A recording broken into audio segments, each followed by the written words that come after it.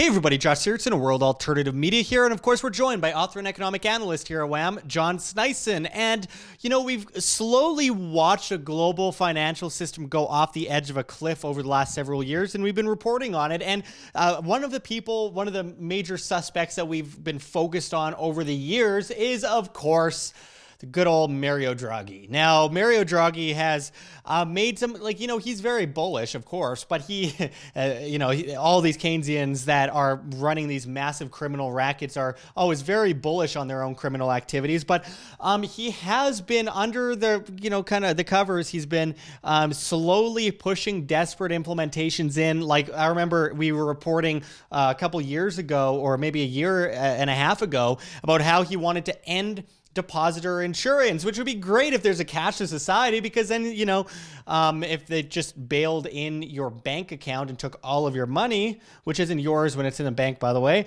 then there's not a whole lot you can do about it other than riot in the streets. But with that said, there's this new article out of Bloomberg which says Draghi urges governments to align with ECB to boost euro economy. Now, before I get into the article, I can't help but think a little bit about how this seems like another desperate move. It seems like another move by these major globalist central bankers to try and, utilize the state to save their butts from the inevitable, which is a complete collapse of their economy. Getting back into the article, it says European Central Bank President Mario Draghi, battered by criticism over his latest round of extraordinary monetary stimulus, called for alignment between governments and central banks to boost the economy. And I quote, "Central bank independence is not an end in itself," the ECB chief said in a speech in Milan on Friday. "It does not preclude communication with governments when it is clear that mutually aligned policies would deliver a faster return to price stability." Draghi's final days in office before his term ends on October 31st have been marked by public dissent among governing council members over last month's decision to launch yet another stimulus package. He's going out in a feat of glory, I guess. Getting back into it, it says it's the latest controversy in an 8-year term that included unprecedented measures such as bond purchases and negative interest rates that have stoked criticism in coordinations such as Germany and the Netherlands. The ECB's response is that it has spent years urging economic reforms, and its latest heightened calls for governments that can afford it, such as Germany, to spend more to help the Eurozone out of its current slowdown. As he prepares to hand the presidency to Christine Lagarde, Draghi doubled down on that point, and I quote, "A more active fiscal policy in the euro area would thus make it possible to adjust our policies more quickly," he said. "This is one of the reasons that interest rates in the U.S. have been able to rise sooner, while in the euro area they have been low or negative for a long time." In defense of his policies so far, the president acknowledged that they have had adverse effects on parts of society, but argued that officials must have the courage to act when needed. Outright monetary transactions, the crisis-busting bond purchase plan that gave substance to his whatever it takes speech in 2012 was inescapable, he said, and I quote, "What gave us the courage to act was a conviction that there was a far greater risk if we did nothing," he said. "Inaction would have meant nothing less than the failure of our mandate and potentially of the currency we had been tasked with preserving. During the Greek crisis of 2015, shutting off central bank liquidity for the nation's banks would have meant triggering events of momentous political importance, the country's exit from the single currency that fall within the remit of elected government." So let's get into this a bit, John. I find this scary and humorous at the same time. Of course, they've been pushing interest rates down, and this is a worldwide issue. All fiat currencies eventually revert to zero. They always have, always will. And we see Mario Draghi getting replaced by another puppet, another criminal named Christine Lagarde, which we've reported on many times over the years. I mean, it seems like he's going out in a blaze of glory, and they're just going to continue this heightened pressure going into the, I guess you could call it, administration of Christine Lagarde. Can you go into this a bit, and what do you think about this, what it seems like a desperate attempt by the ECB to kind of just get help out of the rut that they've forced themselves into? Well, yeah, they're definitely in a rut, and of course they are at zero, where the Central Bank of the United States, the Federal Reserve, was at 2.5%. So they have a way terrible, start of trying to ease anything after they stopped their easing programs. Of course, they've had massive programs. They've had corporate sector purchase programs where they bought corporate bonds. They had, of course, their public sector purchase programs, which bought bonds. Then they had their asset securities purchase programs, asset-backed securities, which we talked about here at WAM, which is a credit derivative of car loans, of student loans, credit cards, and so on. And then they had the covered bond purchase programs. And of course, they continued to have their bailout mechanism, the European Stability Mechanism, the ESM, to bail out constantly states like Italy, Spain, Greece, and Cyprus, because they constantly have been going, they've been bankrupt ever since it started back in 2011. And it's never gotten any better. They're just, keep on pushing more currency onto them. Of course, the IMF and Lagarde, that's now coming into the ECB, was lending a lot of money as well to these southern European states, the pig states. And it's really interesting to watch, this unfold. And we got to remember where Draghi comes from. He's probably one of the most important parts of the modern day financial system, because he started the Financial Stability Foundation back before it became the Financial Stability Board, after he came out of Goldman Sachs, of course, all places, which is, Mark Carney, Hank Paul, all these guys come from Goldman Sachs, most of them that are in, central banking. And he created the financial stability mechanism, which then turned into the Financial Stability Board, which is now controlling basically all central bank policies around the world. And of course, with the central bank now, implying that they're going to have to start easing again and doing whatever it takes. It was just recent that, we just had a video that we did on the Federal Reserve and their issues, that they're restarting up their program of $60 billion worth of asset purchases on the 15th of October, which is coming up. That is on Tuesday this week as we speak. So we're recording this on the 11th of October. So what you're seeing is all of these guys they basically ran out of options to keep propping us up. And of course, Powell has also said that he's, nothing is wrong with the economy, but we're willing to do whatever it takes if something goes wrong.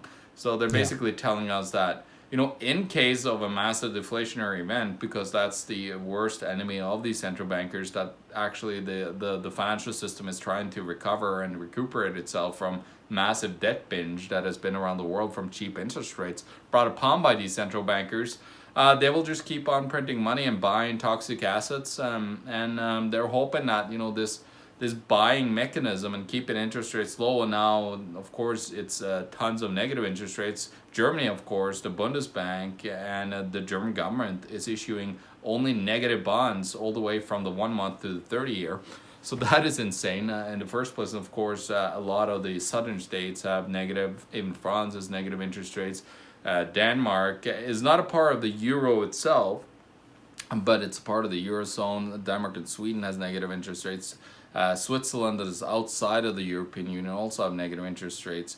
What you're seeing here is just another way of trying to keep the system running for as long as they can, because of course Draghi doesn't want to be in the ECB when it fails, and he said that they were worried about it failing, and it will, but he is, it's all like this, Josh. It's like who is going to be the last one holding the I forgot what it's entails, but like holding the bag when it blows up. It's like John, I can't help but think, last time I was or I guess 2 times ago, when I was in Frankfurt, Germany, by the ECB, you look around and there's just homeless people laying everywhere. And it's really a great metaphor in a lot of ways for what the ECB is doing. You look right outside its doors and there's people laying on the ground, and it's quite terrible. Frankfurt has insane homelessness. And of course, that's where Deutsche Bank and Commerzbank are as well. And with that said, Draghi, we often hear people say, well, the problem with the Federal Reserve is that it's private, not public. And this is an issue that's always bothered me for a long time, is that, yes, the central banks, most of them are private, but private enforced via legal tender laws, fractional reserve lending, which is in turn slavery. And this notion that if suddenly these banks became public, all these problems would go away, as if government is going to stop it from doing terrible things, which is crazy because, I mean, government, like central banks, depends on the debt of the populace, depends on the subservience of the populace. It's absurd. So when we hear someone like Draghi urging, the governments to align with the ECB in order to boost the euro economy and saying that, we don't have to be, only private. We could be, entrenched in the government as well. I mean, it already is. But what do you think of this comment? And is there anything in the world that could possibly keep something like the ECB afloat? No, it's not, and of course, I know people. I have friends that believe that we should have a private central banking system without the fractional reserve banking system. Again, it's a fiat currency system. That's the problem, and they actually tried this in the United States. I believe it was in the early 1800s that they tried a similar point where they had a private central bank, but then the problem, no public central bank. And then the problem was that, over, I think it was like 15-20 years, it got corrupted, and then suddenly it printed too much money and failed. This is what happens every single time when you try to imply that the government or anybody could be able to, hold control over a central entity that could print as much money as it can. Meanwhile, we think that people would never be corrupted by that massive. Well, I mean, my God, look at, for example, I just came from Turkey. Look what Erdogan's been doing with his currency, with the Turkish lira. It's like, that really made a big difference. And he fired his head of the central bank over there, of course. And what's even more interesting is that, of course, the corporate. I'm doing a huge report on the global monetary system state right now, and I found that in Turkey, it's mass amounts of non-corporate debt and non-financial corporate debt that have been accumulating over there, and that's what it's all about. It's all about getting all this money into the monetary system. Then, of course, in the United States, instead of the Fed, intervening for a while, they did share buybacks. So it was basically they used the cheap debt, then they bought that, and then they bought back their own stocks to then, give more value to their stocks because there was less stock shares on the market versus the market cap. So again, it's just pure blatant manipulation. Like, we live in a world right now where there's just financial manipulation and what we can call financialization of the economy, where there's no need for you and me, Josh, to actually put out good content and talk about this stuff. We could just sit and trade crypto, we could trade currencies, we could just make money with money, and there's no need to really be productive anymore and provide a really good product, like a good phone or a phone or a good, valuable product. And of course the fiat currency. We are. Yeah, and of course the fiat currency system has, destroyed the whole, good products that could have been out there. With the mass amount of printing is brought upon planned obsolescence. So now you have to create cheaper, valuable products, so people have to buy them more often to keep propping this system up and afloat. That's what we're at today. We're seeing the rise of the dollar store and the fall of Macy's for sure all around the world, and everywhere you go you notice that. But I want to kind of get in there for a moment and say, the fiat system, take it away from fiat by force, by law, by legal tender law, make a private central bank that isn't actually central, just making its own currency. You have the choice to take it if you want, invest in it or not, then that's fine. But when it's enforced on people and people are paying off the interest on the debt and we're dealing with this vast poverty and the inflation rising, that's where the criminality comes from, and that's where the problem comes from, and that's where the homeless people come from. Yeah, that's where it will perpetuate when, they say, well, maybe if we make it public, it's absurd. So we're seeing this worldwide, and as the ECB scrambles to stay afloat, I have to ask, what domino will fall first? The US dollar, the euro, will Deutsche Bank fall and then cause all the, what's going to fall first? Because it seems like it's a race to the bottom right now. Yeah, no, I think what's going to fall first is definitely not the US dollar because everybody still believes that that has power. If you go and look at the power, the US dollar index, it's at record highs right now because everybody's flooded into US dollars because the rest of the world, fiat currencies in the world is starting to fall apart. So, and of course, the Federal Reserve is the base of all other fiat currencies in the world. So you're going to see places like the ECB and others. But first, you're going to have the periphery economies, the smaller economies like Turkey, you have Venezuela, Zimbabwe, Argentina. And there's going to be a wide array of others that's going to really struggle. You see super high inflation in a lot of Scandinavian countries that they are not a part of the Eurozone.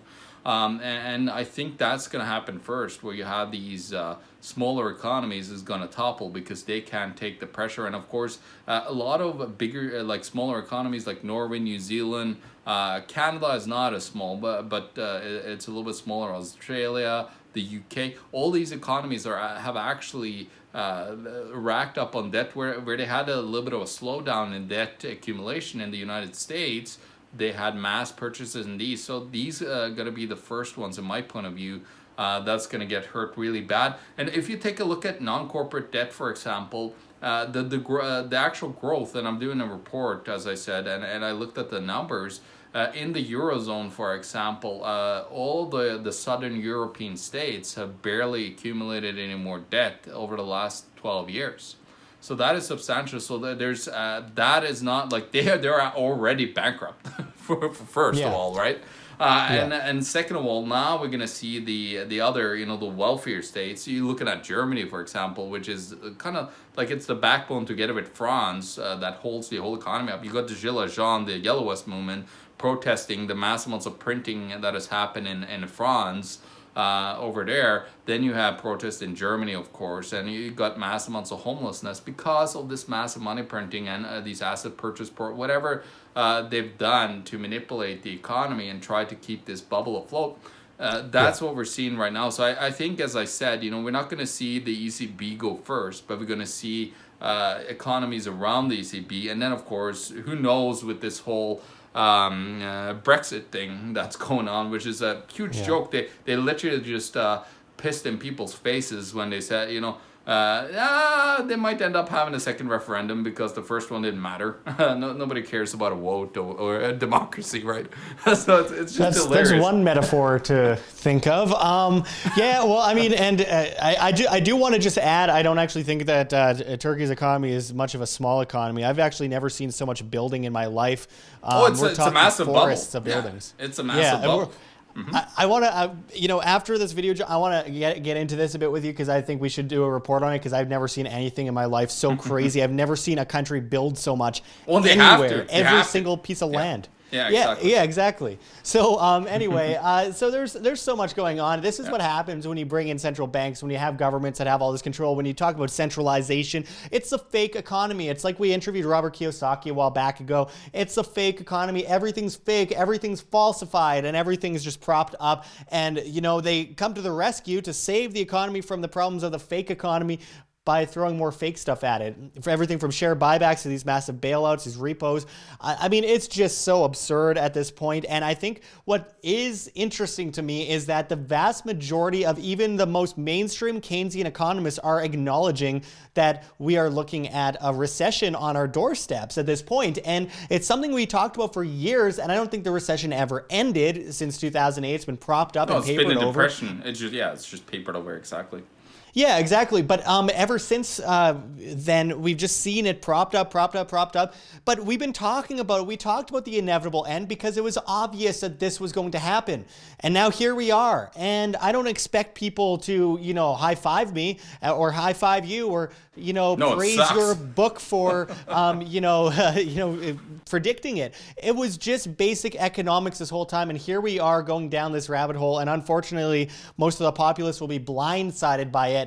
And a lot of these crooks in the monetary system will get out because they they knew all along they were playing a game, and that's what this all is. It's a game being played on everyone, and it's sick and it's disgusting, and it's basically debt servitude. It's a form of slavery, and it's about time people stand up against this and protect themselves. So that's what I want to finally get into here is the solutions, and there's more solutions than there are problems. This isn't about fear mongering. This is about making people very aware of the very real concerns out there, and maybe, just maybe, people will do something about it. And it comes down to you. It's not any government or bank or financial planner that's going to come and save you from these problems. You have to take control of your finances. You have to be responsible. You need to be independent, not dependent on these incredibly disgusting, blood-sucking mosquitoes that are out there to disease mankind with these monetary centralized authorities and the destruction of free will worldwide by the hand of the monetary system. It affects everything from the jobs, homelessness, and the wages, everything. So it's time everyone looks at solutions like I always say: food, water, shelter, self-defense. You're not gathering things for the toughest guy on the block. And of course, gold and silver as wealth insurance. This is my opinion, not investment advice, I have to say. But with that said, I mean, look at history. Again, it's not even an investment. It is about actually protecting your purchasing power against these obvious calamities. And of course, decentralized cryptocurrency and blockchain technologies that are really changing the game in a lot of ways. You have to be careful, but nonetheless, do your own due diligence. It's very important. But anyway, John, as we finish this off, it doesn't look like it's getting any better for the global economy. We have the everything bubble and all these monetary systems collapsing worldwide. And I hate to say we told you so, but what do you think, bottom line, John, going forward on this massive development? Yeah, there's just a single bottom line here, and it actually came to me as we were talking here. Remember my article that I wrote on about 2 or something, almost 3 years ago now, that I wrote, the Fed will own everything then nothing. Well, it's the same in every single central bank around the world. Everybody's going to follow the principle, because we're in a deflationary state. A lot of the Western economies, we're going to have to buy all these assets in order to prop and keep the system afloat. And that's, of course, what Japan has done. They own 86.11%, probably more or less now. That's about half a year old number. But again, they're going to follow that suit. They're going to start buying up whatever they can in order to prop up that market. And we need to prepare ourselves accordingly, because at one point, the central bank will own everything, and then they can't prop itself up anymore, and it will fall down pretty heavily. Now, it doesn't mean that they will be able to own everything before the collapse, but that's just a way that they are moving towards, and they're willing to just buy whatever asset they can, I wouldn't even call derivatives an asset class. It's a fake asset. It's a fake paper that is just paying you a little bit because it's backed upon something else that is backed upon something else. So it's not sustainable at all. We're heading towards this financialization has really fast forwarded the whole collapse, and there's no way out of it. We're not going to get out of this. It will go down, and the Eurozone will start crumbling. Who knows, we're getting up on the 31st of October when we're supposed to get this Brexit happening. Nobody knows what's going to happen. It'd be really funny if they had to go to a second referendum, and from what I heard, people are really pissed off in the UK, so who knows, it might be a lot more people voting for the Brexit than the other one. So it's just hilarious, so like watching these stupid politicians and the government trying to, it's like, yeah, you can vote on this, but we're not going to let it happen. It's just again, it's just they replaced themselves with kings and queens, and it's like a feudalist system, two-tiered justice system where the banksters and politicians could be corrupt and do and rip everybody off. Meanwhile, the peasants are living at a worse and worse living standard every year because of this massive printing of currency and corrupt. This system is really it's murdering people as we speak, because think about this, Josh, all this homelessness, all those people dying on the streets, that is the blood on the hands of the central bankers. And they should really start to get aware of this, that they're, committing mass murder on a great scale. And it's atrocity. It's actually that should be one thing that's missing at this in Manitoba. We have the Museum for Human Rights. that should be, you know, the number one human rights issue of the world's history, that has started wars, murdered people, and done all these atrocities. It's the money printing, it's this Ponzi scheme of fiat currency that has, you know, destroyed human lives on such a grand scale, Josh. Yeah. And nobody's talking about it. Yeah, sacrificing the pawns, us as dependent slaves for the king and the queen. Stop being dependent. Free yourself, folks. I mean, I don't know how many times I could possibly say it, but it comes down to you as individuals to free yourself and get out of this system and stop allowing yourself to be a pawn, because they are dependent on your dependence in the long run. And obviously they fight wars for the monetary system. Look no further than ancient Rome, for example. And I did a video recently that's on our main channel page. When you go to our channel, the fall of empires, and it's about the similarities between Rome and the US. I did a video in Rome on that at a bunch of ancient sites, including the ancient Roman treasury, where they went into deficit spending.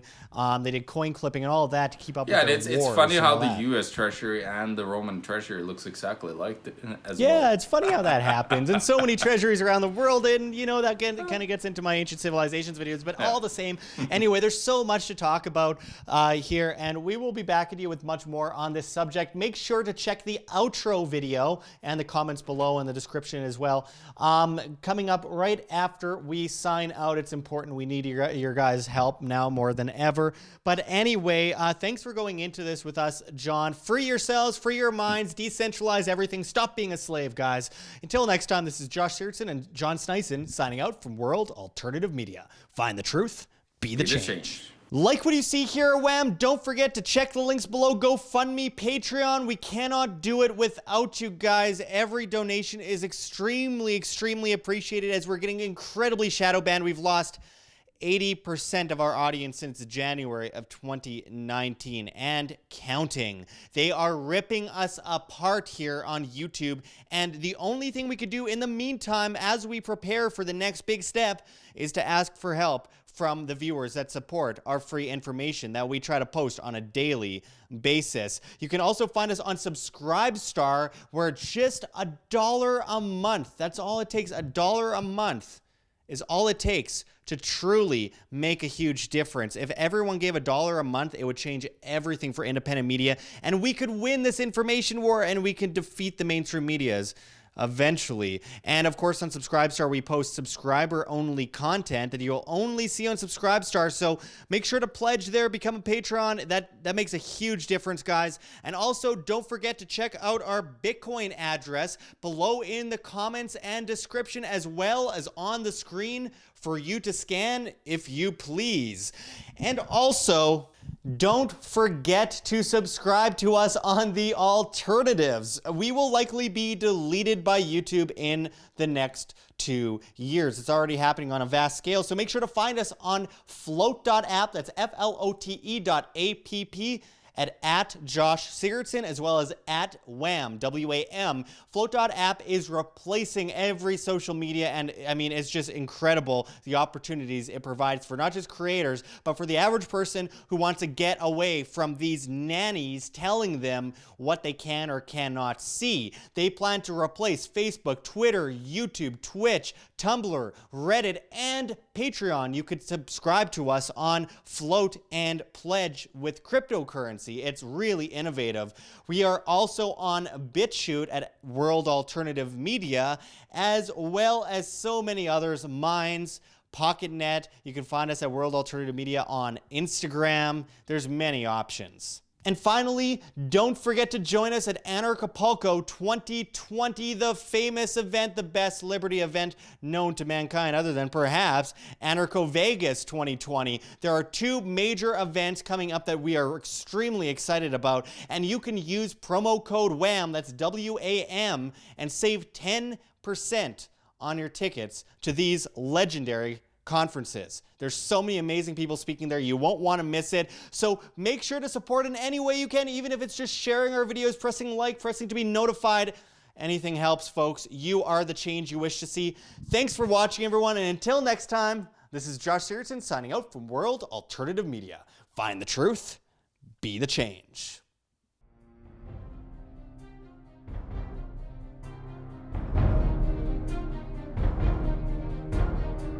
I'm sure you have already changed people's minds in your young age because you're involved, and I like that.